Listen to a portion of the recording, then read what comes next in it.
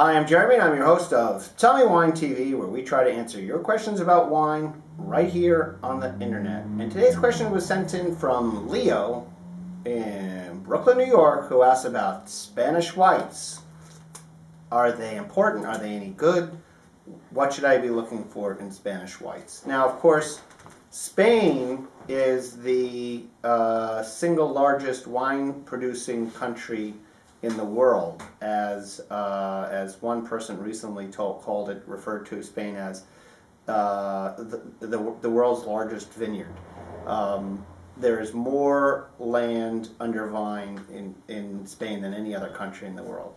But Spain also has this reputation for really producing one wine, and that's Rioja. And most people don't even know that Rioja is a region, and they think it's a grape, but it's not. It's Tempranillo, and Tempranillo is a very important grape in Spain, but it's not all that Spain has to offer. Anyway, I'd say there are four major white wine grapes that are important in Spain. White wine. Albarino perhaps makes one of the greatest food wines in the world. Albarinos are usually, when ripe, just like any wine, but are balanced and nuanced and delicate and delicious. We just talked about Rioja. Rioja also makes white wine from the Viura grape. And again, these tend to have a little less acidity than a lot of white wines, like the Albarinos tend to be a little bit more acidic, but not too crazy. The Viura tends to make a wine that's a little bit more nutty and less fruity, and again, it's a little bit more nuanced, a little more creamy flavors. And then there's our friend Godello, who nobody really talks about at all. Godello, but it's important in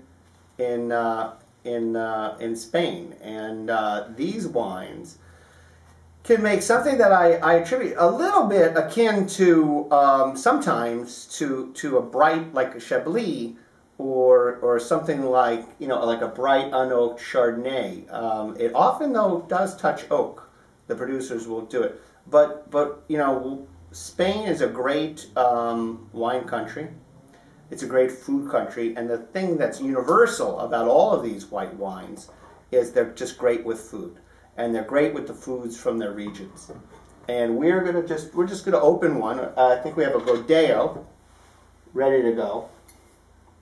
It's from a different producer than this, and I'm expecting this to be a little richer style. This Godello actually has a little bottle age on it. So the bottle age will enhance that a bit. I hope it's good. I haven't had a Godello in a while.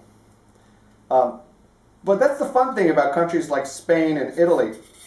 There's so many varietals that people don't talk about that much, that the reviewers don't talk about. So people like Parker and Wine Spectator, they're really not focused on these varietals at all. And Godello, definitely not. I would say happens to the best of us. I got it. Not a problem.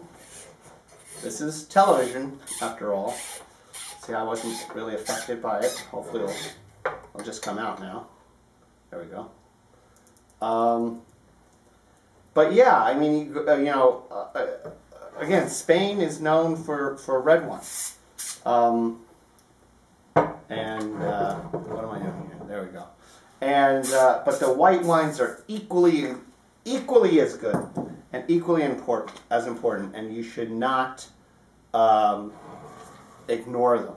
I think they also represent value. They tend to be a little less expensive than some of their counterparts, though Albarino can be very expensive. So here's a Godello. It actually does have a little bit of Albarino in it. And let's just see what this is like. So that was from Leo. Leo, thanks for sending that question in. Go out and try some Spanish white wine today. Pretty lemon. Oof. You know what it's like? It's like a lemon baked, buttery custard pie. Thanks, Leo, for sending that question. And keep sending your question into Tell Me Wine TV.